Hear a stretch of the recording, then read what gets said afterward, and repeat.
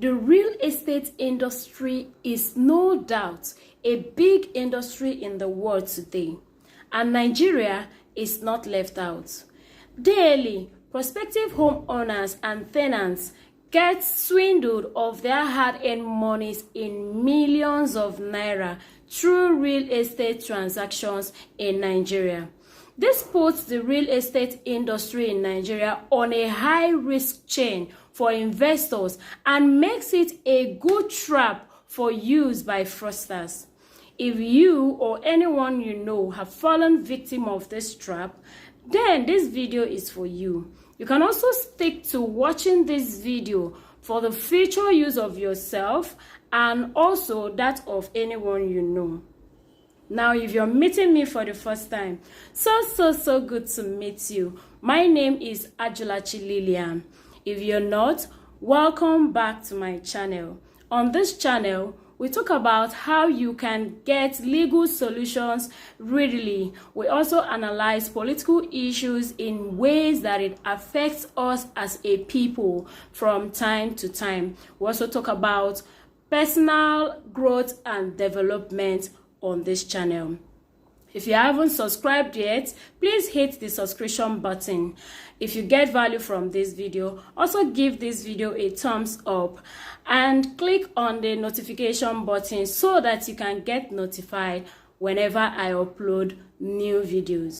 In today's video, we're going to be talking about 6 things you can do after a failed real estate transaction, or after you realize that the real estate transaction you got yourself involved into was a scam. And this video was inspired by the question I got from my last video where I talked about 5 key reasons why you need a lawyer in your real estate transactions. The truth is, getting your money back after a failed real estate transaction depends on the availability of the scammer and how smart he is in getting away with his crime, and your own smartness as well. What this means is that getting your money back after a failed real estate transaction is not going to be casting a magic wand for you to get your money back. Rather, it will involve your conscious and smart effort towards getting your money back. Bearing this in mind, please consider this following 6 steps whenever you experience a failed or fraudulent real estate transaction. Number 1, stop giving more money. At the point you figure out the real estate transaction you got yourself involved is a scam, you should immediately stop making any further payments to the fraudster. While this may sound obvious that one who just discovered that he or she has been scammed would not want to make any further payments, the scammer can come up with stories of pay more to recover the previous money paid, or pay more to get another better place or property.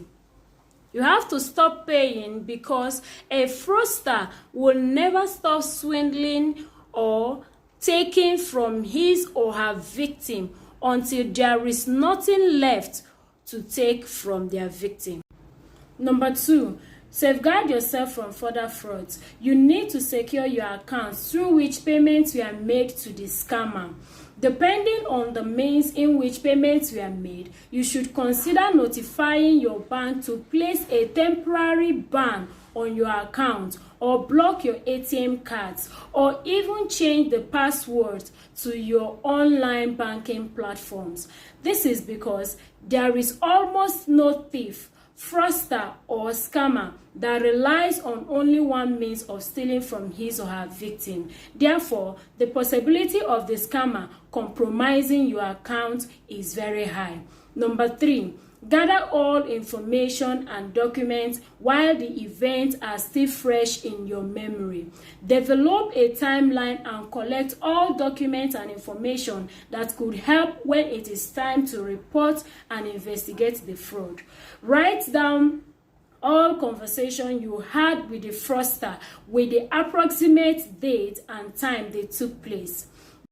The documents and information about the scammer or fraudster you need to collect and keep may include chats, text messages, payment and account details, social media profiles, email addresses and email conversations, websites, etc.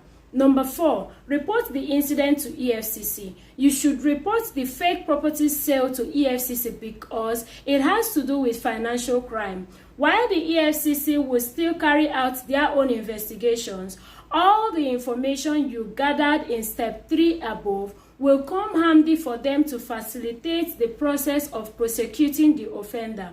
Number 5, get a lawyer for recovery process. You should get a lawyer to help you with the recovery process in court. Crime proceeds most of the times does not get back to the individual but goes to the government. The EFCC may not fall into getting back your money. Their major duty here will be to prosecute the offender, and any proceeds they recover in the process may or may not get back to you.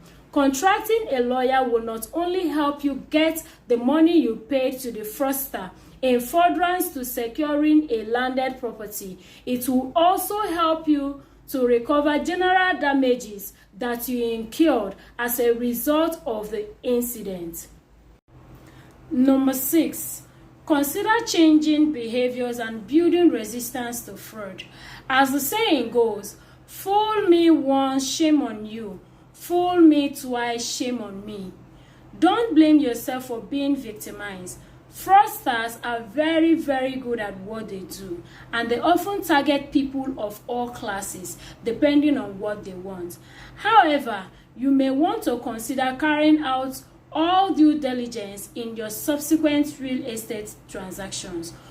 Use professionals to help you at every stage of your real estate transactions.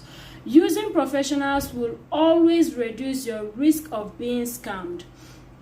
If after using professionals, the real estate transaction still turns out to be fake, then your solution will no longer be far-fetched because the professional who failed in his or her professional duties will be held liable for falling short of their duties.